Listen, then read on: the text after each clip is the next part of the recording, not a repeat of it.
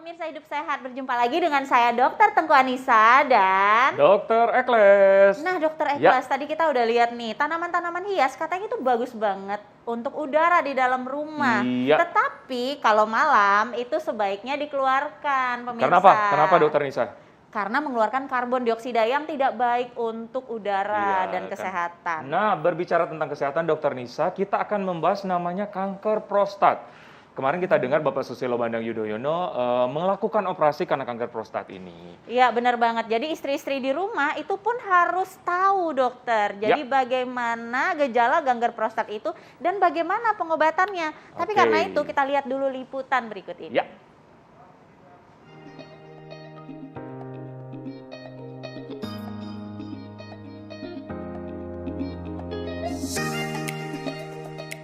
Belum lama ini Presiden ke-6 Republik Indonesia Susilo Bambang Yudhoyono didiagnosa menderita kanker prostat di usianya yang ke-72 tahun. Setelah menjalani proses pemeriksaan, SBY didiagnosa menderita kanker prostat stadium awal. Dan setelah berkonsultasi dengan tim dokter untuk menangani kanker prostatnya, akhirnya pria yang kerap disapa SBY ini menjalani operasi kanker prostat di Mayo Clinic, Amerika Serikat.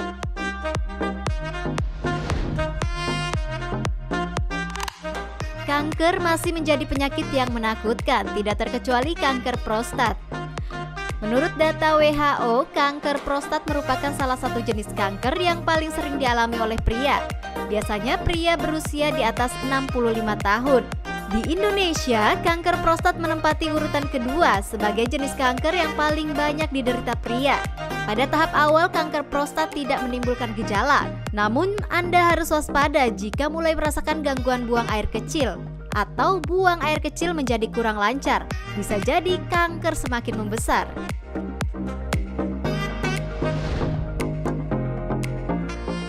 Nah, bagaimana ya mewaspadai kanker prostat?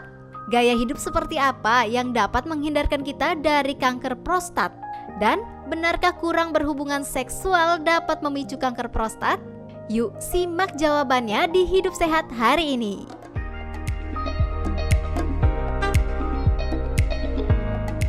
Ya, kanker prostat. Nah, untuk membahas hal itu kita sudah terhubung dengan expertnya Profesor Dr. Kaidir Arif Muhtar, spesialis urologi konsultan. Halo, selamat pagi. Selamat pagi, dokter. Dokter. Selamat pagi, Prof. Ya, halo. Halo, Prof. Oke, nah kita masih terkendala teknis ya pemirsa.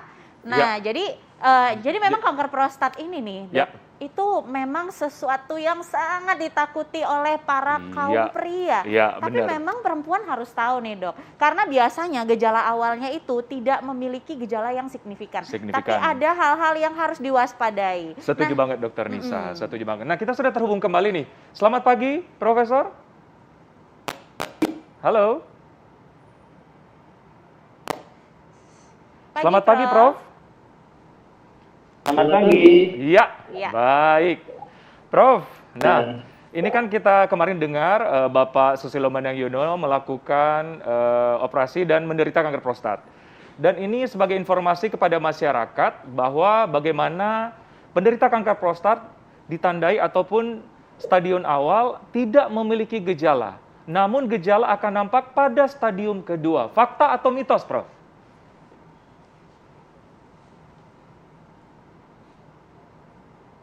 Stadium awal, jadi kadang seringkali tidak ada gejala yang jelas ataupun gejalanya minimal dalam bentuk gangguan berkemih.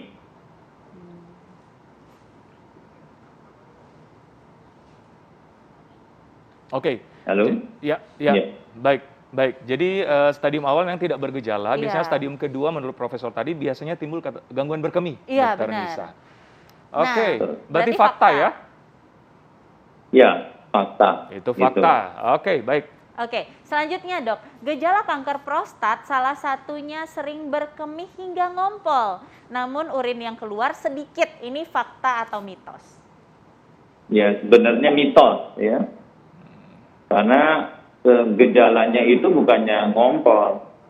Justru kalau prostatnya itu bertumbuh sehingga dia menutupi saluran kemihnya, maka yang terjadi adalah sulit berkemih, bukan mengompol. Jadi akan lebih sering gejala-gejala obstruksi yang membuat seseorang itu sulit untuk berkemih, harus pengadan, dan keluhan-keluhan lain mirip dengan gejala pembesaran prostat yang jinak. Oke, baik Prof. Nah, selain berkemih, apakah ada spesifik gejala khusus bahwa orang ini menderita kanker prostat? Sebenarnya banyak, Ya. tergantung dari stadiumnya. Kalau stadiumnya sudah lanjut misalnya, ataupun dia kankernya sudah menyebar misalnya ke kantong sperma yang berhubungan dengan prostatnya, makanya salah satunya adalah ejakulasinya bisa bercampur darah. Itu salah satu. Kemudian kalau penyebarannya sudah sampai ke tulang,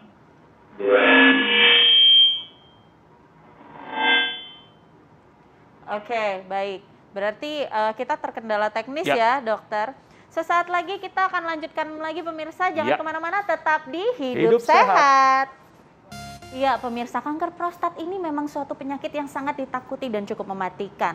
Tetapi jika dapat dideteksi dan ditangani Ya. secara awal seperti salah satu petinggi kita tadi ya, Tokoh-tokoh Pak dunia SBY ya, dan bisa banyak tokoh dideteksi dunia, dengan ya. awal, maka bisa Ditangani dan menjalani hidup sebagaimana mestinya. Iya, benar Iya. banget. Tingkat kesubuhannya sangat tinggi. Nah, kita masih Oke. terhubung dengan Profesor Dr. Haidir, Spesialis urologi urologi. ya. Oke, Prof. Halo, Prof. halo. Ya, oke. Prof, ada fakta atau mitos selanjutnya nih. Pria usia di atas 50 tahun beresiko menderita kanker prostat. Fakta atau mitos, Prof? Iya, fakta itu. Memang Oke, risiko untuk menderita kanker prostat akan meningkat sesuai dengan meningkatnya usia. Ini untuk semua ras ya, semua penduduk di dunia. Ya, jadi dan itu risiko itu terutama sangat meningkat kalau udah di atas 50, 60 dan 70 tahun, itu risikonya akan makin meningkat. Bahkan pada usia 80 tahun, 80% kemungkinan kelenjar prostatnya udah ada yang terjadi perubahan ke arah kanker. Tapi tipe kankernya ya tentu ada pembagian-pembagian di mana kankernya bisa bersifat tidak terlalu ganas, menengah keganasannya, ataupun yang sangat ganas sekali, dan itu sangat tergantung dengan genetik profilnya. Oke, Prof. Ini banyak juga masyarakat yang bertanya-tanya. Katanya jarang melakukan hubungan dengan pasangan memiliki resiko Memicu, seseorang mengalami kanker prostat. Ini fakta atau mitos? Ya, ini antara fakta dan mitos, tapi saya lebih cenderung mengatakan bahwa ini mitos. Karena berdasarkan penelitian, itu memang ada hubungan antara seringnya seseorang melakukan ejakulasi ataupun melakukan aktivitas seksual dengan menurunnya atau risiko yang lebih rendah untuk terjangkit kanker prostat. Tapi ingat bahwa frekuensi yang dikatakan bisa menurunkan itu kalau lebih dari 20 kali per bulan melakukan hubungan seksual ataupun melakukan ejakulasi. Jadi suatu jumlah yang saya rasa juga tidak banyak orang yang bisa melakukan atau punya kemampuan untuk melakukan itu. Nah, di penelitian lain, itu satu penelitian. Penelitian lain yang retrospektif, yang besar, epidemiologis, itu dikatakan bahwa nggak ada hubungannya antara frekuensi hubungan seksual dengan kejadian kanker prostat. Jadi ada fakta yang mengatakan iya, tapi fakta itu dengan batas jumlah hubungan seksual yang menurut saya terlalu tinggi, sehingga juga. Oke, baik Prof. Nah, kira-kira pengobatan seperti apa yang dilakukan seseorang jika didiagnosa mengalami kanker prostat? Kalau mengalami kanker prostat stadium yang masih terlokalisir, stadium 1 dan 2, itu kita masih bisa melakukan operasi pengangkatan prostat secara radikal atau dilakukan terapi radiasi secara radikal. Jadi ada dua pilihan tersebut yang bisa dilakukan untuk mengeradikasi sel kanker prostat dari tubuhnya. Itu dua yang bisa dilakukan pada yang terlokalisir. Kalau yang sudah keluar dari prostat, maka ada beberapa teknik, tapi utamanya adalah pengobatan biasanya sudah harus diberikan pengobatan hormonal. Jadi di blok, pengobatan ini adalah dengan memblok produksi testosteron dari testis yang merupakan makanan buat sel-sel kanker prostat, sehingga sel kanker prostatnya akan terjadi kelaparan atau starvasi sehingga mati. Jadi dan kemudian lain yang bisa dilakukan pada kanker prostat stadium lanjut. Demikian. Oke, baik, Prof. Kira-kira bagaimana agar orang terhindar dari kanker prostat? Apa sarannya nih, Prof? Ya, penyebab kanker prostat ini memang banyak ya. Salah satunya adalah kemungkinan diet ya. Diet ada dihubungkan antara diet, karena di negara-negara yang diet tinggi daging, tinggi protein, seperti makan daging yang cukup banyak per kapitanya, itu jumlah kanker prostatnya cukup tinggi angkanya per kapita.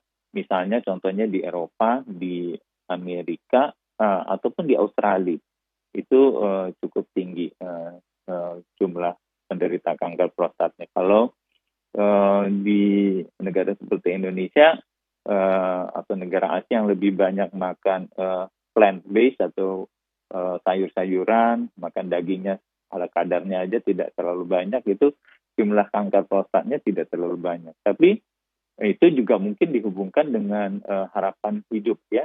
Harapan hidup rata-rata orang Indonesia pun orang Asia yang sedikit lebih rendah dibandingkan orang Barat, sehingga itu semua bisa dengan peningkatan jumlah naiknya harapan hidup, maka bisa terjadi peningkatan jumlah penderita kanker prostat di masa depan. Kemudian yang berikutnya adalah herediter. Kalau herediter memang kita nggak bisa mencegah gitu ya.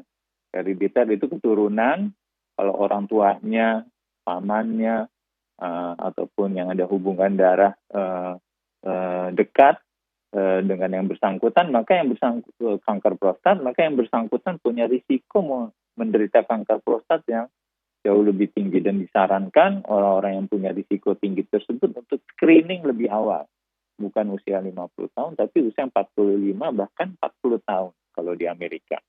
Sehingga screening tahunan itu bisa mendeteksi dengan cepat. Tadi sudah dikatakan bahwa dengan pengobatan pada stadium dini, stadium awal, maka diharapkan kesintasan hidupnya, harapan hidup dari pasien atau penderita kanker prostat tersebut akan jauh lebih panjang dibandingkan orang-orang yang baru terdiagnosis setelah stadium 4 ataupun stadium 3. Oke. Baik, Prof.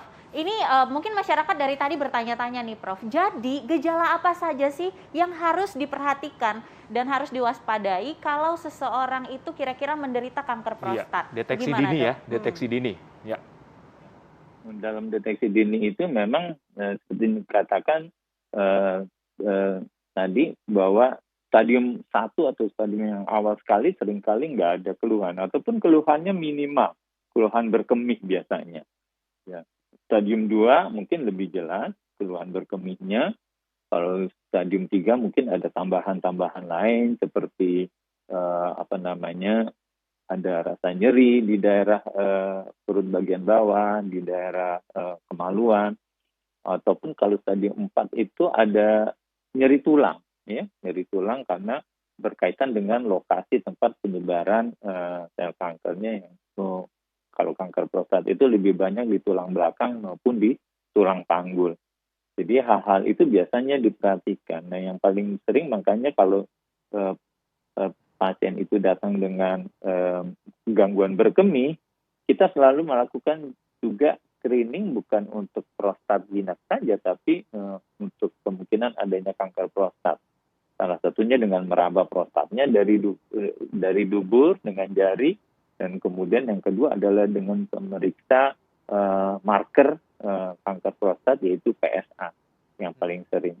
Dengan itu kita bisa lebih cepat mengetahui apakah ada kemungkinan penderita gangguan berkemih ini mempunyai penyebabnya adalah kanker prostat. Oke, baik Prof. Pada intinya kalau mengalami gangguan berkemih salah satunya kita juga harus waspada. Mungkin kita harus memeriksa lebih lanjut ya, Dr. Nisa ya. Oke, Prof. Terima kasih. Terima kasih. Terima kasih. Sehat selalu, Prof. Informasinya sangat luar biasa. Dr. Nisa, kita akan membahas mengenai selanjutnya mengapa usia 40 tahun ke atas seorang mudah gemuk dan sulit menurunkan berat badan. Benar banget. Nah, mau tahu Dr. Nisa? Saksikan setelah yang satu ini.